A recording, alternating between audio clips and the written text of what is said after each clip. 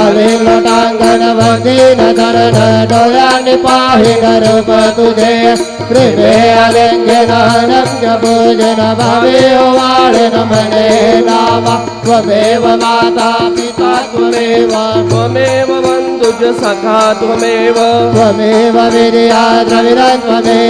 त्वमेव सर्वं मम देवदेव कायेन वाचा मनसेन्द्रियेर्वा बुद्ध्यात्मना वा प्रकृतिस्वभावात् करोमि यज्ञात् सकलं परस्मै नारायणायति समर्पयामि अच्युतं केशवं रामनारायणं कृष्णरामधरं वासुदेवं हरिधरं माधवं गोपिकावल्लभं जानकीनायकं रामचन्द्रं भजे हरे राम